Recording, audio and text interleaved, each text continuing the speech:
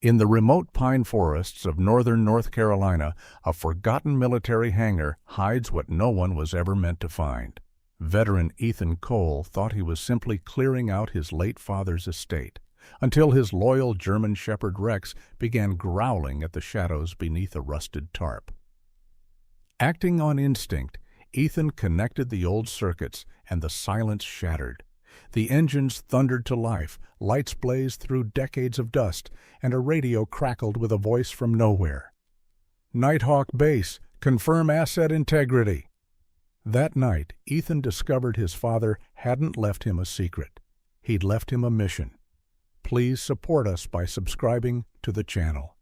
The first cold winds of October swept across the Carolinas, carrying the smell of pine and rain.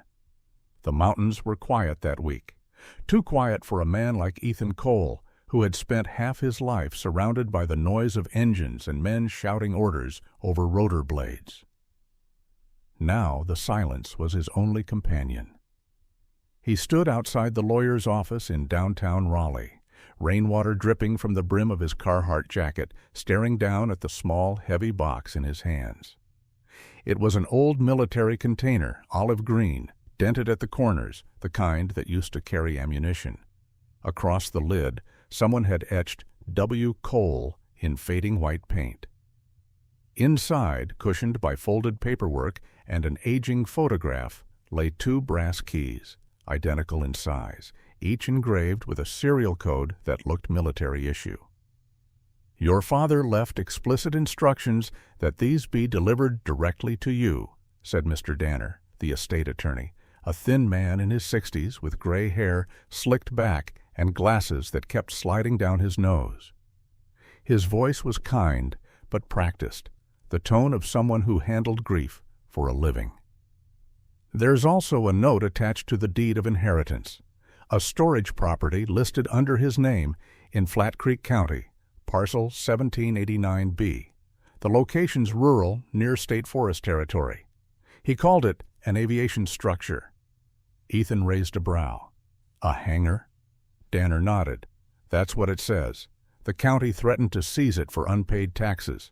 I can stall the auction for 30 days, but you'll need to visit the site to claim ownership, or it becomes government property." Ethan exhaled through his nose, a tired sound that wasn't quite agreement. He pocketed the keys. He never mentioned it. "Your father was private," Danner said gently. "The man built engines for a living but never drove anywhere. Maybe he left you more than rust." Ethan almost smiled at that, but it didn't reach his eyes. He always said some things are worth keeping, even when no one else understands why. Outside, the rain had deepened into a cold mist. Ethan climbed into his aging Ford pickup, a veteran of 2 decades, its dashboard cluttered with dog hair and old maintenance logs. Rex, his German Shepherd, lifted his head from the passenger seat. The dog's fur was sable black, fading to tan at the paws, his eyes alert but gentle, the kind of loyalty that doesn't need words. "Back to work, buddy," Ethan murmured, rubbing the dog's ear. He hadn't planned to come home, not really. After 20 years in the Air Force as an aviation technician, 2 deployments in the Middle East, and 1 injury that left a permanent ache in his shoulder, Ethan had spent the last few years drifting from one contract to another, repairing crop dusters, restoring antique planes for hobbyists, anything that kept his hands busy. When the call came that Walter Cole had passed quietly in his sleep, Ethan felt a kind of emptiness he couldn't name. He had lost comrades before, but losing his father, the man who had first taught him the sound of an engine's heartbeat, was different. Flat Creek lay 4 hours west, tucked between the Blue Ridge foothills. The drive there was long and solitary, a ribbon of road winding through gold and crimson trees. The rain followed him most of the way, drumming softly against the windshield. He drove with the quiet discipline of a man who'd learned that time doesn't heal. It only keeps you moving forward. By the time he reached the edge of the forest, the light was fading. The address led him to a rusted gate beside a crumbling concrete sign that read, property of U.S. Air Corps Reserve, restricted access. The fence was sagging, the padlock newer than everything around it. Ethan matched the first brass key to the lock. It turned with a satisfying click. Rex barked once, low and cautious. "Yeah, I feel it too," Ethan muttered. The road beyond the gate was overgrown but still visible, a narrow lane of cracked asphalt flanked by tall pines. The forest swallowed the truck's headlights as they moved deeper in. After nearly a mile, the trees parted, revealing a clearing where something massive stood in the mist. It was a hangar, curved metal walls streaked with rust, its roof sagging slightly under years of rain. A faded Air Force emblem was barely visible on the side. A flock of crows scattered as Ethan stepped out of the truck, their wings flashing black against the gray sky. The air smelled faintly of oil and cold iron. He walked toward the entrance, boots sinking slightly into wet moss.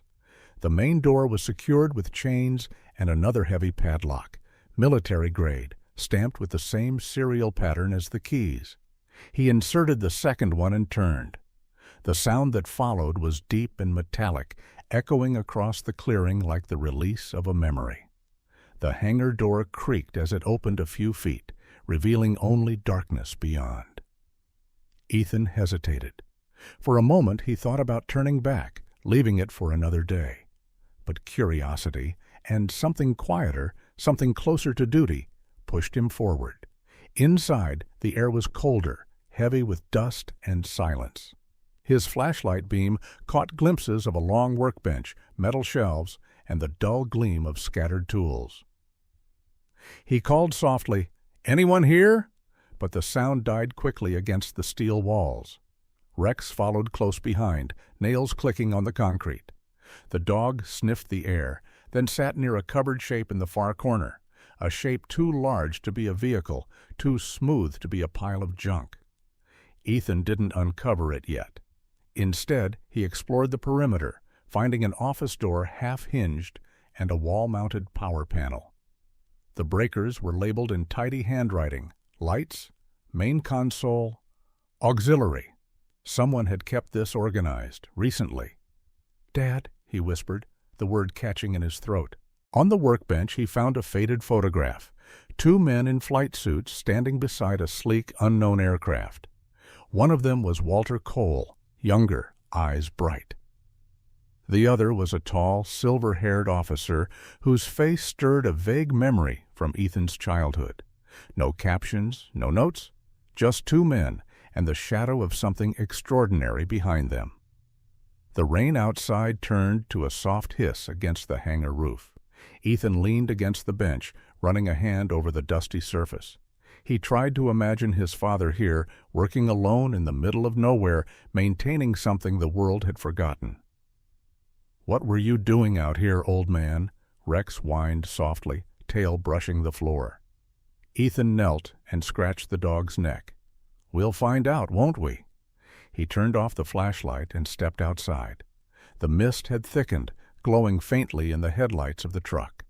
For the first time since the funeral, Ethan felt something stirring in him that wasn't grief. It was purpose, or maybe the memory of one.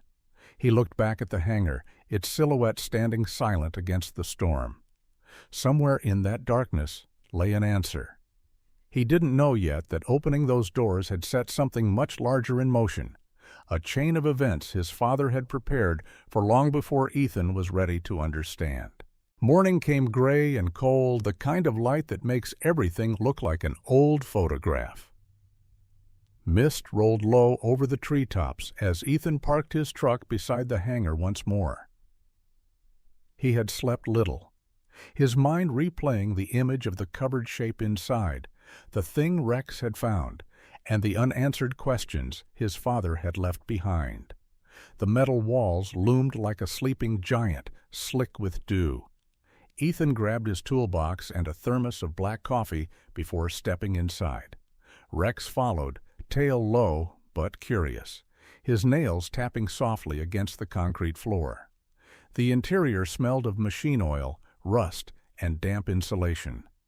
Dust motes drifted in thin beams of light, slipping through cracks in the roof. Everything was arranged with the precision of a man who couldn't stop being a technician. Rows of labeled drawers, grease pencils lined in a cup, schematics pinned under glass. Nothing here was random.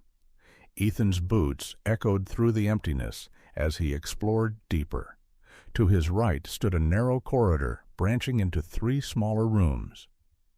The first was an office cluttered with notebooks, an unplugged rotary phone, and a calendar frozen on June 1999. The second held stacks of fuel drums, some labeled aviation grade, stabilized mix. The third, smaller, cleaner, was a maintenance bay with a control panel mounted on the wall beside a diesel generator. He brushed off the dust from the breaker box. The switches were still marked neatly in pencil. Main power, aux generator, hangar lights. "Well," he muttered, glancing down at Rex, "let's see if Dad left us any juice." He checked the fuel level on the generator. It wasn't empty. The tank smelled of treated diesel, maybe even freshly rotated. Someone had cared for it recently, or his father had prepared it to last. He turned the choke, pressed the ignition. The old engine sputtered twice, coughed, then roared to life, the sound deep and satisfying. Rex jumped, then settled quickly, ears perked as light began to flicker overhead. The fluorescent bulbs buzzed one by one until the entire hangar glowed dimly. What had been a shadowed tomb became something else entirely, a workshop, frozen in time. Ethan took a slow breath. The sight stirred something between awe and disbelief. Every surface was spotless beneath the dust, every tool aligned as if waiting for its owner to return. At the far end of the hangar stood the thing beneath the tarp, massive, smooth-edged, unmistakably aerodynamic. He walked closer. The tarp was thick, military canvas, secured with heavy straps. He traced a hand along its edge. The metal beneath felt cold, but not corroded. No dust had settled along the seams. Rex circled the shape and sat down, watching Ethan with those alert amber eyes, as though sensing something important. Ethan tugged at the first strap. The buckle released with a snap that echoed across the space. He hesitated, then pulled back a corner of the tarp. What lay beneath? Took his breath. It was an aircraft, but not any he recognized from his years in service. Its body was black and seamless, matte instead of glossy. Built from panels so fine they looked poured rather than welded. The wings folded inward with hidden joints, the landing gear minimal, almost skeletal. It was sleek, predatory, and quiet, like something designed not to be seen. "Holy hell," he whispered. He lifted another section of the tarp, revealing the nose. No visible insignia, no serial number. Just a faint marking on the fuselage. XJ-42A. Rex growled softly, tail stiff. Ethan crouched beside him, resting a hand on the dog's neck. "Easy, boy. It's just metal." But even as he said it, he wasn't sure he believed it. There was something about the craft's silence, an almost deliberate stillness, that felt alive. He stepped up to the cockpit ladder, brushed away a layer of grime from the canopy. Inside, the controls gleamed under his flashlight. Not analog dials, but digital screens. Touch interfaces. Too advanced for something supposedly from the late 90s. He leaned closer, noticing that even the seat cushions looked new, their synthetic fabric untouched by age. It wasn't a relic. It was preserved. Ethan descended slowly, his mind racing. Project test bed? Experimental stealth tech? None of it fit. He had worked on fighters, drones, transports, but nothing like this. He found a small cabinet beside the workbench labeled Hydraulic Systems. Inside were maintenance logs in his father's handwriting. Each entry was dated meticulously, the most recent one only 2 years prior. 2 years, Ethan muttered. "You were still coming here, weren't you, old man?" He turned a few more pages. Notes were short, coded in Walter's tidy script. APU stable, coolant flush complete, battery rotation monthly, flight seals uncompromised. The word flight stopped him cold. He looked up at the aircraft again. No way. If the systems were truly functional, then this thing hadn't just been hidden, it had been kept ready. He moved to the main console near the back wall. The control box was modern, definitely post-2000s, and powered by a solar-assisted battery system mounted high along the hangar's southern side. The lights on its surface blinked faintly, steady and alive.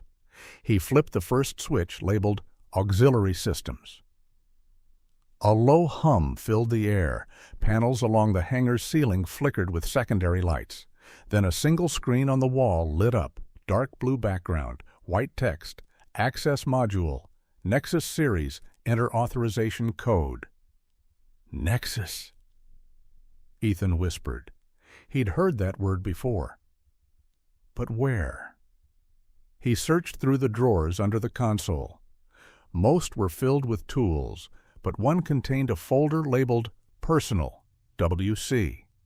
Inside were photographs, satellite images of disaster zones, annotated maps, and several documents stamped Classified, Humanitarian Division, It didn't make sense. Why would a stealth aircraft be tied to humanitarian work? Rex barked once, breaking his train of thought. The dog stood near the hangar door, ears pointed toward the forest. Ethan frowned, switching off the console lights. Outside, the mist had thickened, and somewhere in the distance, a branch cracked. He waited, hand unconsciously resting on the wrench clipped to his belt. Nothing, just the slow drip of rain from the roof. After a long moment, he exhaled. Just the wind, Rex. Still, the feeling lingered. Someone, somewhere, was watching. He took one last look at the aircraft, its black surface now reflecting the dim overhead light like the skin of some mythic creature waiting to wake. "Whatever you are," he murmured, "Dad thought you were worth guarding." He turned off the generator, letting the hangar sink back into silence. The air felt different now, not empty but charged. Rex followed close behind as Ethan locked the door behind them. The mist swallowed them whole as they walked back to the truck. Behind the metal walls, deep within the dark, a faint blue light flickered once from the console, like an eye opening for the first time in years. The rain hadn't stopped for 2 days. The pines whispered endlessly above the hangar, their dripping branches like slow ticking clocks.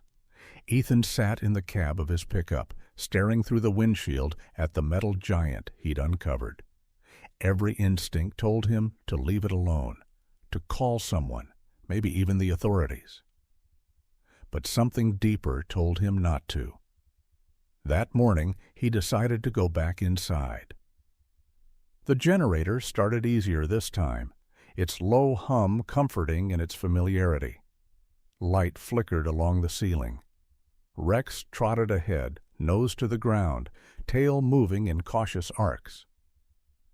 Ethan approached the main console. The screen he'd seen before was still glowing faintly, its interface unchanged. The words, Access Module, Nexus Series, blinked like a pulse. Below it, a prompt, Enter Authorization Code. He leaned on the control panel, studying the build. The frame wasn't standard military hardware. It was hybridized, a mix of analog switches and digital nodes. And above the screen, tucked into a reinforced housing, he spotted something new, a small satellite transceiver, its antenna angled toward the roof's ventilation gap. "Dad, what the hell were you linked to out here?" he murmured. He toggled one of the auxiliary switches. The display flickered, then changed. A new line of text scrolled across the screen. Signal link, active secure channel, established. Ethan frowned. That's impossible. Then, from a small speaker embedded in the console, came a burst of static, soft, broken, unmistakably alive. He froze. Rex lifted his head, ears twitching. Through the static, a voice broke through, distant, distorted by time and distance. "Nighthawk Base, this is Control 1. Confirm asset integrity. Over?" Ethan's heartbeat stumbled. He looked around the hangar as if expecting someone to step out of the shadows. The voice wasn't a recording, it was a live transmission. Someone, somewhere, was still using this channel.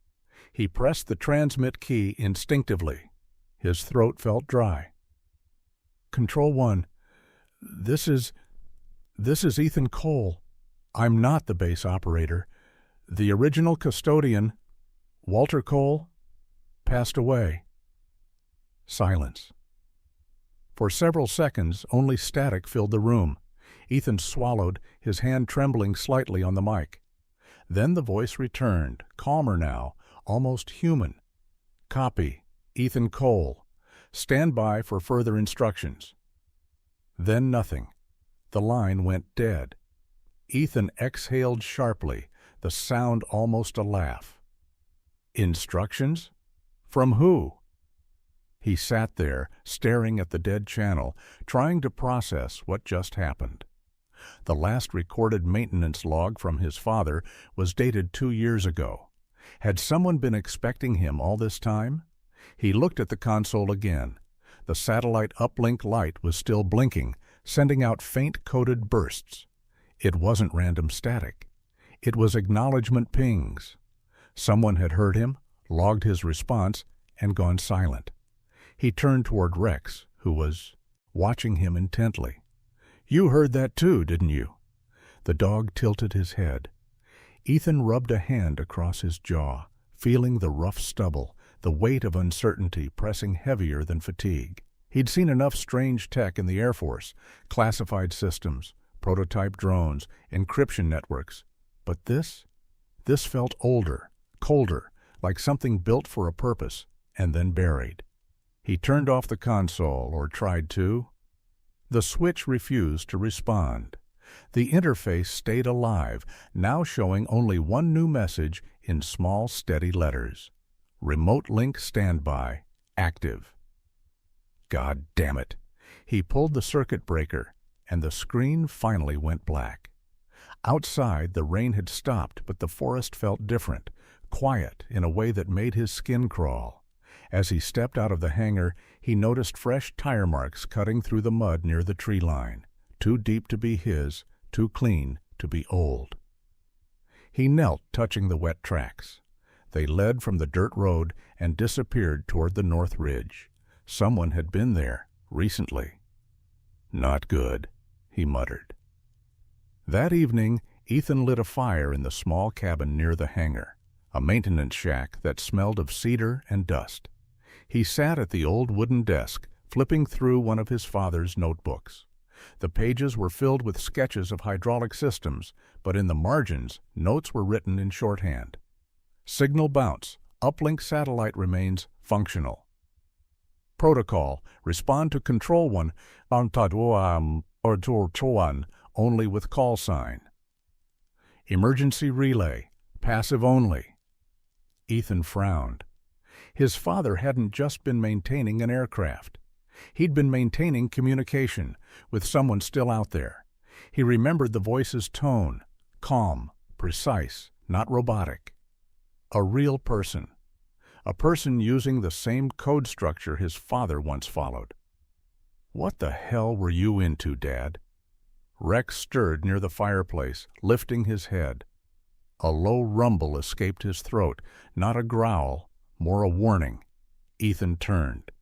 Headlights. A single vehicle was crawling down the forest road, lights cutting through the mist. Ethan's pulse quickened. He moved quietly to the window. It wasn't law enforcement. The vehicle was too old for that, a dark SUV with no plates and tinted glass. He reached for the revolver in the drawer, loaded one round, and waited. The SUV stopped just short of the gate. A figure stepped out, a woman, tall and slender, wrapped in a raincoat.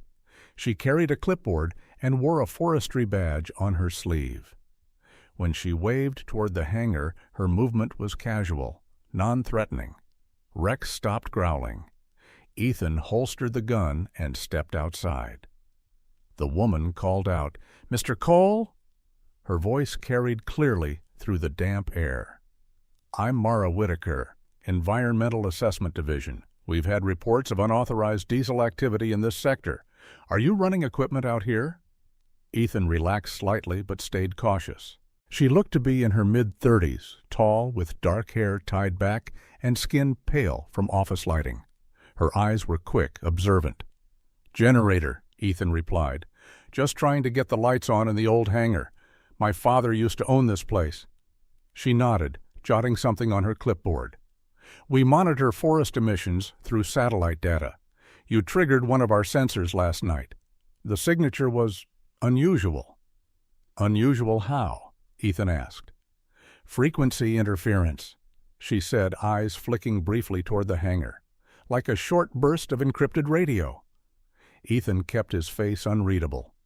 "Must be the generator's ignition module. It's ancient." Mara gave him a half smile. "Old tech doesn't usually talk to satellites, Mr. Cole." The silence between them lingered a moment too long. Then she sighed, flipping her badge closed. "I'll file this as resolved. Just be careful with the power draw. The last thing we need is another forest fire." He nodded. "Appreciate it." She turned to leave, but hesitated at the truck door. "Your father used to sign maintenance reports for this area. I only met him once. Quiet man. Always said this hangar was part of a promise." Ethan felt his chest tighten. He kept a lot of promises. Mara smiled faintly, almost sadly. He must have. "Take care, Mr. Cole." Her SUV rolled away, tires crunching against gravel until the sound faded completely. Ethan stood there for a long while, the mist curling around him like smoke. Somewhere inside that hangar, a machine had spoken again after decades of silence. Somewhere far beyond the clouds, someone had heard. And now, others were starting to notice. Rex sat beside him, ears perked toward the distance. Ethan whispered, "Looks like we're not alone anymore, boy." The next morning came quiet and pale. The mist had thinned, leaving only the smell of wet pine and old steel. Ethan unlocked the hangar as sunlight broke through the tree line, a faint warmth against the chill that never quite left this valley. Rex padded in beside him, stretching, sniffing the air as if sensing the ghosts that lingered there. Ethan moved through the space with method now. The uncertainty had burned away, replaced by curiosity, and a strange, growing respect. His father hadn't been hiding junk. He had been guarding something deliberate, structured, sacred in its own mechanical way. He climbed the metal stairs toward the mezzanine office, a cramped second-floor space overlooking the hangar floor. A single locker stood against the back wall, its paint chipped, its lock new. Ethan frowned. The key ring he'd inherited held one smaller key. Brass, worn, not yet used. It fit perfectly. Inside, he found a thick envelope sealed with red wax. Beneath it were two things, a USB drive and a dog tag engraved W. Cole, Project Nexus, Humanitarian Division. Ethan's pulse quickened. He broke the seal. Inside the envelope lay several pages of handwritten notes, ink slightly smudged by age, but clear enough to read. His father's handwriting was precise, the same neat square letters he'd used to label his tool drawers. "Son, if you're reading this, it means I'm gone, and it means you've found the hangar. I never wanted to keep secrets from you, but duty demanded silence. What you've discovered here isn't a weapon, though many tried to make it one. The aircraft, XJ-42A, was part of something called Project Nexus. Officially, it was listed under Stealth R&D. Unofficially, it was meant to deliver humanitarian aid in places where no plane could go, through storms, war zones, radiation, anything that blocked normal relief. When politics shifted, they buried it. They wanted invisibility only for killing, not saving. I couldn't destroy something built to protect life. I retired with clearance intact. I kept the hangar under civil registry to keep it hidden from reclamation. The power systems are hybrid, solar and diesel. The craft is still operational, but its communication uplink remains tied to the old satellite net. If you've triggered it, someone knows. Maybe they'll come. Maybe they'll remember what this was meant for. You were always the better engineer, Ethan. Better than me, better than the system that used us both. If you choose to continue this work, do it for what it was born for: mercy. Your mother believed that machines could carry compassion if the hands behind them were honest. Don't let them turn this into another ghost of war. Ethan set the letter down, his throat tightening. For a long moment he couldn't move. The only sound was the faint rattle of wind through the open vent and the steady breathing of Rex at his side. He turned the dog, tag over in his hand. It was lighter than it should have been. When he pressed the edge, the metal split slightly, hollow inside. Hidden within was a small folded paper, sealed in plastic. A series of alphanumeric codes written in his father's hand. Authorization, perhaps. The key to the console. He stared at it, realization dawning. His father hadn't just trusted him with knowledge. He had passed him command. Ethan sat back against the desk, letting the weight of it all settle. His memories of Walter were fragmented. The long silences, the distant look when he spoke about service. The nights he'd disappear to check the workshop. Ethan had always taken it as isolation, a father slipping away into the comfort of tools instead of words. But maybe that silence had been a shield.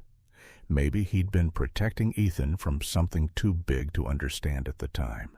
"Mercy," Ethan whispered. The word sounded strange in his mouth, like a relic from another language. He inserted the USB drive into the computer terminal in the corner. The screen flickered to life with a startup logo that hadn't been used in 20 years. Folders appeared, flight logs, mechanical diagnostics, supply lists, and one video file labeled Prototype Demonstration, Nexus. He hesitated, then played it. The footage was grainy but clear enough. His father stood beside the same aircraft, younger, confident. Another man appeared beside him, the same silver-haired officer from the photograph, Colonel Raymond Holt. The camera shook as Walter spoke, his voice steady. "Testing Phase 3, autonomous navigation successful. Prototype XJ-42A equipped with modular relief bay, capable of low-altitude stealth drop at high turbulence." "This isn't a weapon, sir. It's a promise." Holt nodded slowly, eyes hidden behind aviator glasses. "The brass won't see it that way, Walter. They never do." "I'll make them see it," Walter replied. The recording ended abruptly. Ethan sat frozen, staring at the screen. His father had tried to save the project, to prove its worth, and failed. Rex nudged his knee gently. Ethan reached down, fingers brushing the dog's fur. "Guess it's my turn now, huh?" He looked out the office window at the hangar floor below. The aircraft waited there in perfect stillness, its dark hull swallowing the light. It wasn't a ghost, not really. It was a heartbeat trapped in silence. He returned to the console downstairs, inserted the code from the hidden tag. The screen flashed, then accepted input. "Authorization W. Cole. Next of kin recognized. Welcome, E. Cole." Lines of text scrolled rapidly, data unlocking layer by layer. System diagnostics, maps, telemetry, all active. And at the bottom, mission type. Humanitarian deployment readiness. Status. Standby. Ethan rubbed his forehead. "You've got to be kidding me." He flipped through the operational files. The systems weren't Just preserved, they were ready. Auto-calibration cycles, diagnostic pings, fuel algorithms, all of it still running. His father had kept this plane alive, quietly, methodically, for decades. Rex barked suddenly. Ethan turned. The console lights dimmed, then steadied. A brief flicker. Another message. Remote access detected control node unknown. He froze. Someone else had connected. Ethan hit the override, severing the uplink. The console went dark again. His reflection stared back at him in the black glass, pale and tense. Outside, a wind rose through the trees, scattering pine needles like sparks. He whispered to the empty room, "Dad, what did you start?" But deep down, he already knew the answer. Walter Cole hadn't built a weapon. He had built hope. And now that hope was awake again, in a world that might not deserve it. Night had settled thick and heavy over the pines. The forest hummed with insects and faraway thunder, the kind that rolled for miles before you ever saw lightning. Inside the hangar, Ethan sat alone at the console, the glow of the screens painting his face in cold blue light. Rex slept nearby, head resting on his paws, ears twitching at every faint metallic echo. The system diagnostics from earlier were still scrolling across the screen, ending each line with a single word: ready. Ethan leaned back, exhaustion pulling at his bones, yet his mind refused to rest. The letter from his father still sat folded on the desk beside him. The inked words, "Do it for mercy," lingered like a quiet command. He turned his gaze toward the aircraft. The XJ-42A stood in perfect stillness, its matte black frame swallowing the light. It looked almost alive, like a creature waiting for a signal to breathe again. "Let's see if you've still got a heartbeat," he murmured. He opened the maintenance checklist on the console: hydraulics, APU, fuel, cooling, avionics. Each section bore Walter Cole's initials and meticulous notes. The last entry read, "System full, oxygen line sealed, batteries rotated, condition optimal." Ethan smiled faintly. "You always were a perfectionist, old man."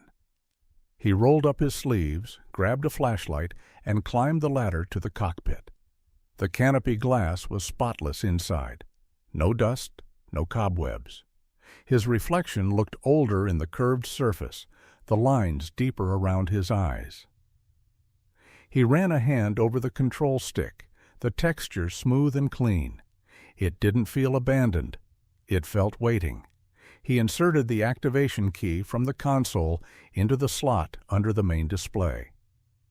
A low hum filled the cabin.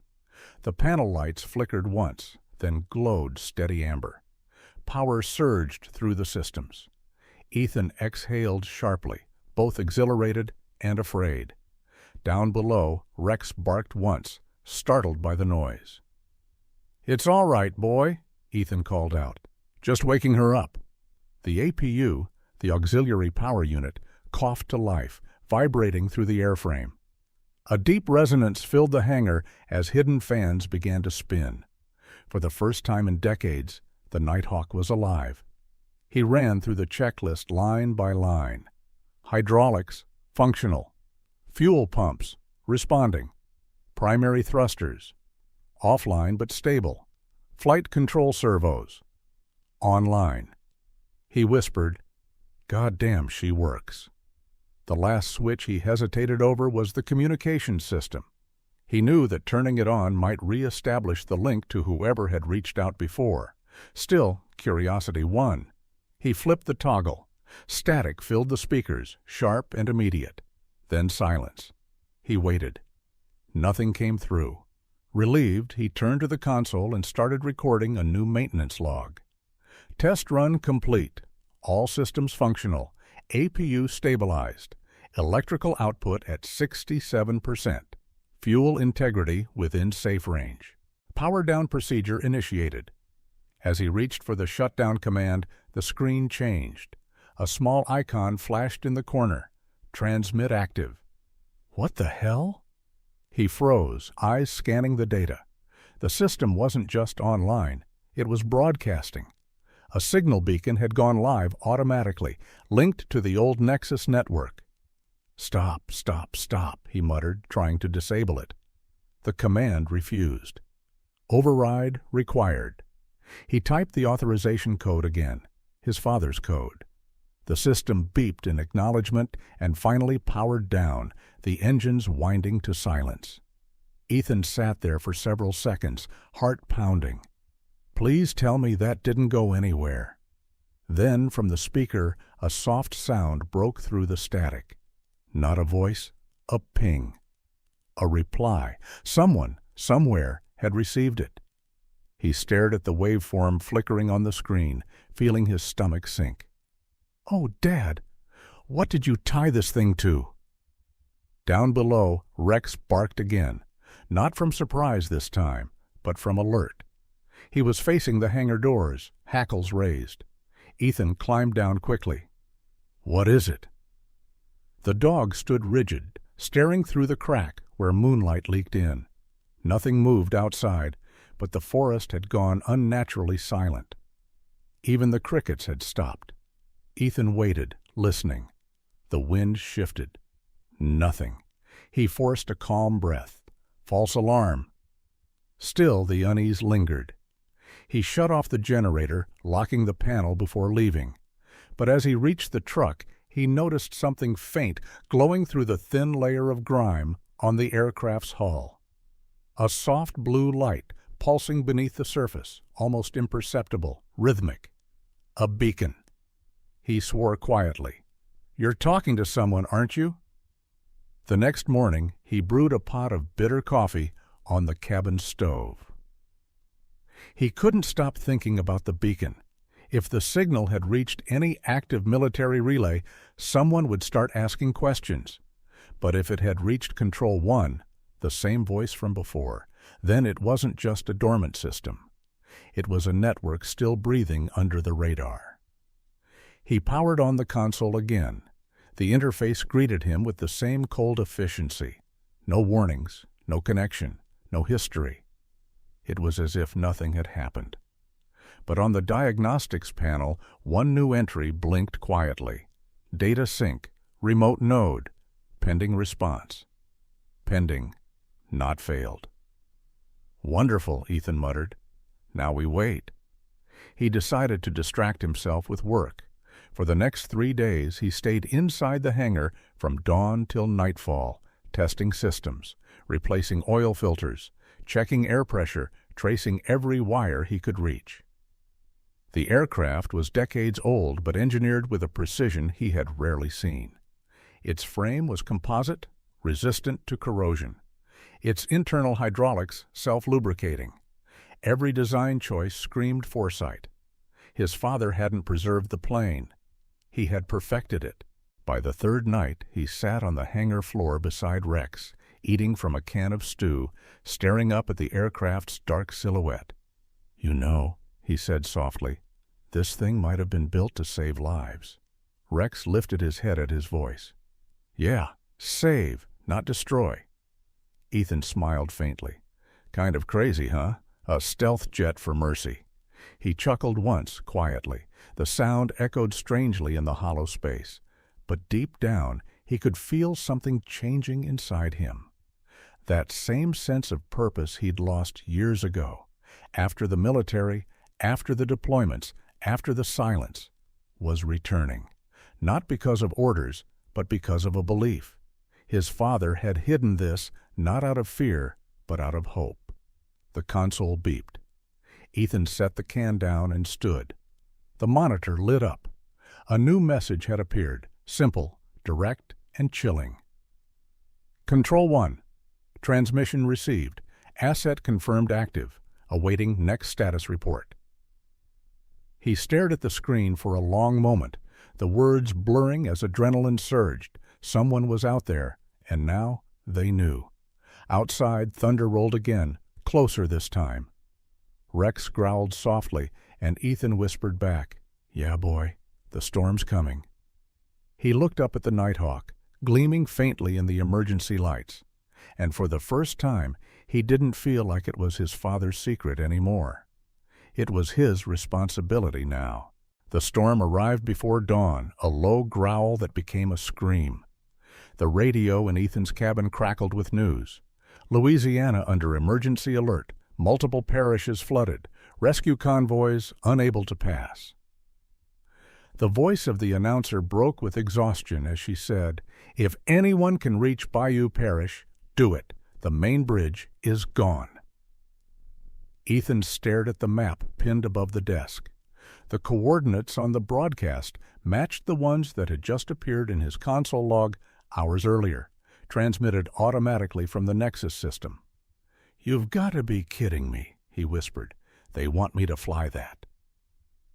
Outside, rain slashed through the pines, drumming on the hangar roof like artillery.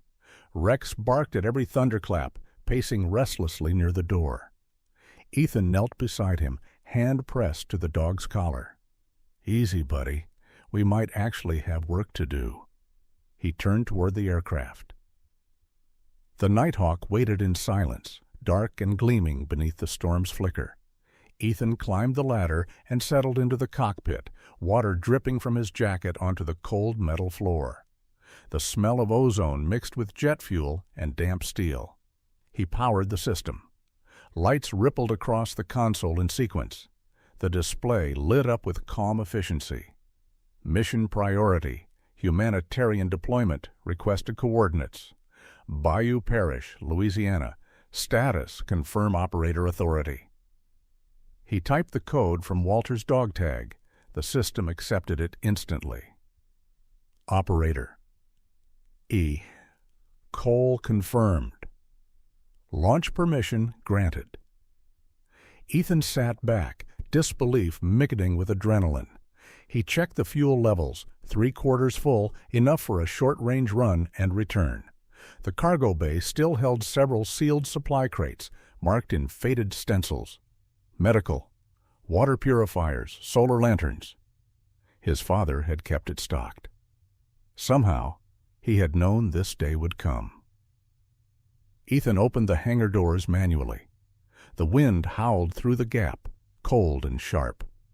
Rex stood beside him, soaked but alert, as if he knew this wasn't just another night. "You can't come up there with me this time," Ethan said quietly. "Not yet." He led Rex back toward the truck, tying his leash loosely to the bumper, sheltered by the overhang. "Guard the place, boy. I'll be back before sunrise." Rex whined but obeyed, lowering his head. Ethan climbed back into the cockpit and took a deep breath. "All right, Dad," he whispered. "Let's see if Mercy still flies." He hit the ignition. The engine started slow, then roared to life with a deep, thunderous growl that shook the concrete floor. Dust fell from the rafters as the turbines spun, their hum blending with the storm outside. Lights blinked along the wings, amber, then white, before switching to stealth mode, dimming into invisibility. The aircraft's navigation systems came alive, displaying radar sweeps, wind velocity, and flight paths in perfect synchronization. Ethan eased the throttle forward. The plane rolled down the short strip, rain lashing the windshield, visibility nearly zero. The moment the front wheel hit the end of the asphalt, he pulled back. The Nighthawk lifted smoothly into the storm. Clouds swallowed the world below. The turbulence hit hard, tossing the craft like a leaf in a hurricane. Ethan's hands were steady, his breathing slow and measured. Every instinct he'd learned during years in the Air Force returned without thought. Trim the wings, adjust the angle, trust the instruments. Lightning flashed to his left, revealing a wall of gray churning clouds that looked like an ocean turned upside down. The plane's sensors compensated automatically, its stealth skin dispersing electromagnetic surges. For a moment he caught himself laughing under his breath. "You built a miracle, old man." The radar pinged faintly. Ground level was chaos, flooded fields, scattered rooftops, entire neighborhoods half submerged. He switched to low-altitude mode, dropping to under 2,000 feet. The rain thickened, pounding against the fuselage like gravel. He opened the relief cargo panel. "Let's do this." Through the camera feed he saw them, small figures on a rooftop, waving flashlights. A woman holding a child, 3 men signaling SOS with red flares. Ethan lined up the drop zone, released the first crate. It parachuted flawlessly, hitting the roof and rolling into safety netting. He circled once more, dropping 2 more crates, food rations and medical kits. Then, as he turned west, he spotted something else. A stranded truck, surrounded by water, headlights barely above the flood. The thermal sensors showed heat signatures, 2, maybe 3 people inside. Ethan muttered, "You can't land here," but then he saw the coordinates, flat pasture land nearby, flooded but shallow enough for a hover assist. He engaged vertical thrust. The Nighthawk descended until its landing gear skimmed the water's surface, the turbines howling. He toggled the external speaker. "This is relief transport. Stay where you are." A man climbed from the truck's window, his face streaked with mud and disbelief. "Who the hell are you?" "Just someone who fixes things," Ethan shouted back, lowering the rescue sling through the cargo hatch. "Get the kid first." Within minutes, 2 children and the man were lifted aboard. The interior lights flickered as Ethan sealed the hatch. The man gasped, drenched, eyes wide, at the high-tech cabin. "You military?" "Used to be," Ethan said. "Now I just fly ghosts." He set them down at a raised roadway where rescue teams had finally arrived, waving in astonishment. One of the rescuers yelled into his radio, "An unmarked jet just dropped survivors. I repeat, unknown aircraft. Humanitarian response." Ethan didn't wait for questions. He pushed the throttle and vanished into the storm. When he finally crossed back into clear skies, the first light of dawn painted the horizon gold. The clouds behind him glowed faintly with lightning, a dying storm retreating toward the Gulf. He exhaled, every muscle trembling from exhaustion and adrenaline. The console pinged once. "Mission complete. Remote acknowledgement. Control 1. Received." "Yeah," Ethan whispered, voice breaking. "Received." Back at the hangar, Rex was waiting at the open doors, tail wagging furiously, despite being soaked to the bone. Ethan knelt down as the dog jumped into his arms. "Told you I'd come back," he murmured. He looked up at the aircraft, steam still rising from its wings, rainwater running down its dark hull. It wasn't just a relic anymore. It was alive. For the first time since his father's death, Ethan felt that same quiet certainty Walter must have felt decades ago, that technology wasn't built to destroy, but to save, if only someone refused to give up on it. The storm had passed, but its echo would travel far. Somewhere out there, people were asking who he was, where the Angel Jet had come from. But Ethan didn't care about fame or discovery, or the politics that would surely follow. He only cared that, for one night, mercy had flown again. A week after the Louisiana storm, the world had found a new mystery. Headlines flooded the news. "Unmarked jet delivers aid. Origin unknown." Satellite images caught its shadow skimming over flooded towns. The press nicknamed it the Angel Jet. Ethan sat in his cabin, watching the news in silence. His face was unshaven, eyes sunken from sleepless nights, but there was a strange peace behind them, a stillness that came only from doing what felt right. Rex lay by the door, tail thumping lightly every time thunder echoed from far away. The world could speculate all it wanted. He had no intention of explaining. But that morning, as rain tapped softly against the window, he heard the sound of tires crunching on gravel. Not the rough spin of a lost traveler, but the measured rhythm of a convoy. 3 black SUVs appeared between the trees, headlights off, moving like shadows through the mist. Ethan sighed. Guess the secret's out, boy. Rex stood, alert but calm. When the vehicle stopped, the first door opened.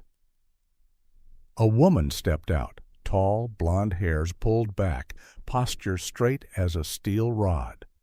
She wore a dark blazer under a raincoat, the type of uniform that carried quiet authority.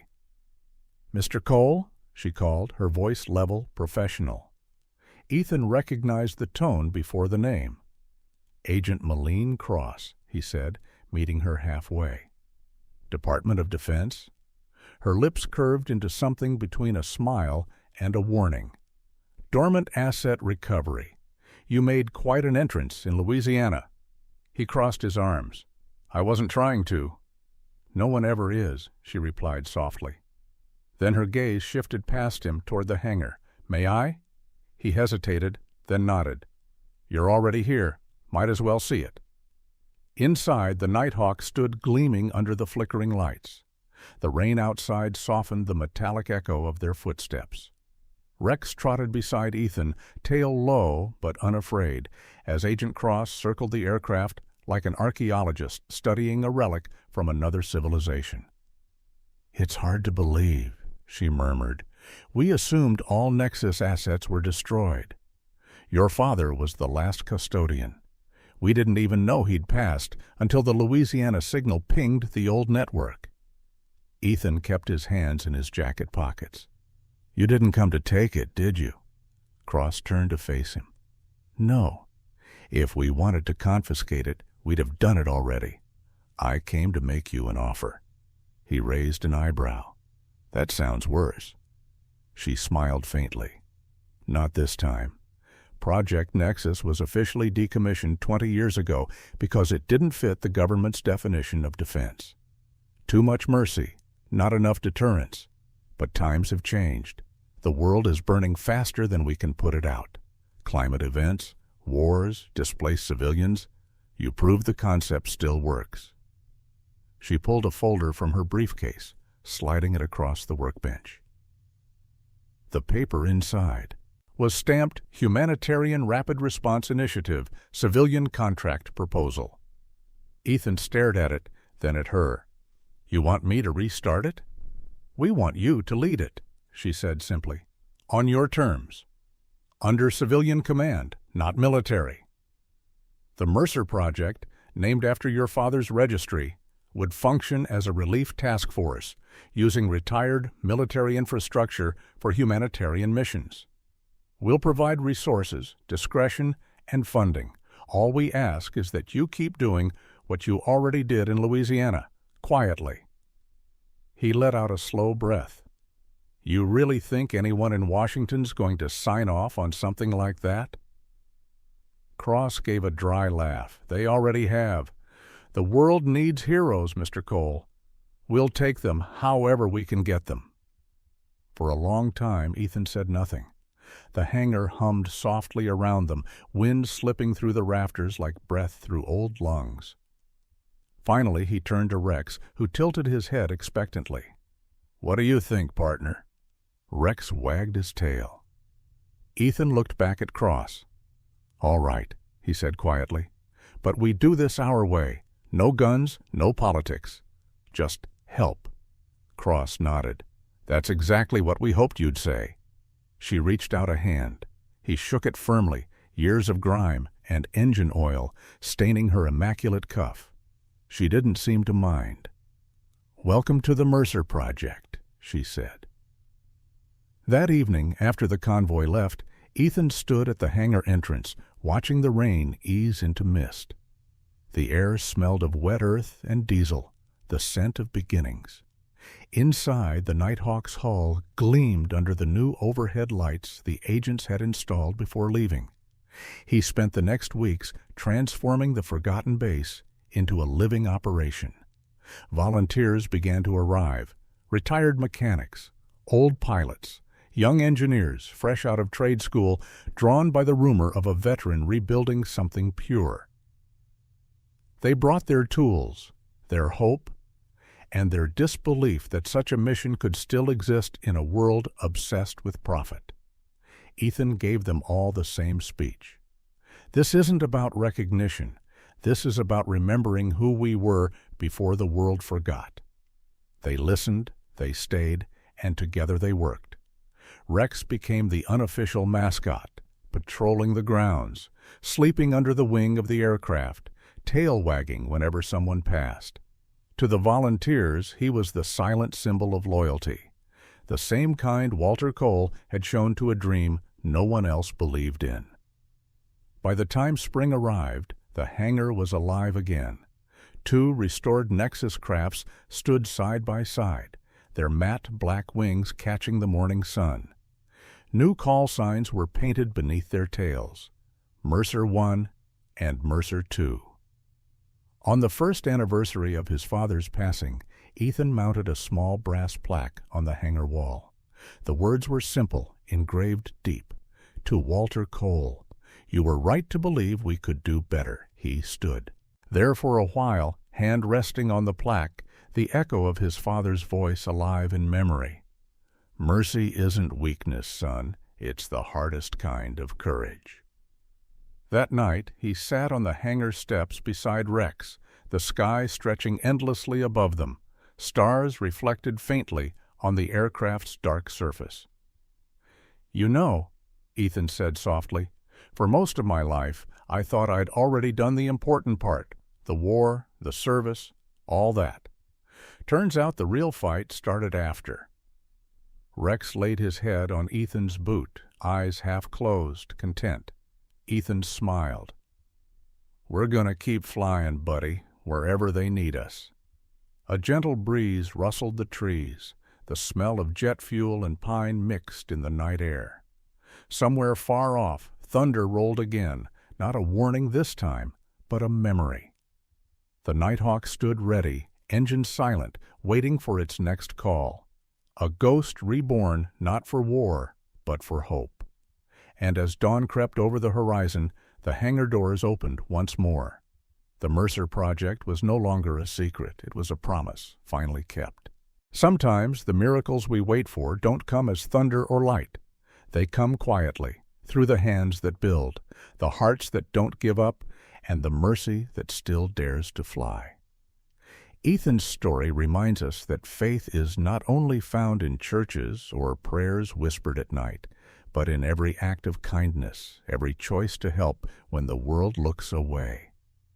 Maybe the same God who guided Ethan through the storm is guiding us too, calling each of us to rise above fear, to rebuild what's broken, and to believe that even one person can still make the world gentler. So if this story touched you, share it with someone who might need a little hope tonight. Leave a comment below. Tell us what you believe mercy looks like in your own life. And don't forget to subscribe, because together, through every story, every heart, and every prayer, we'll keep the light of compassion alive. May God bless you, and may He keep your sky clear after every storm.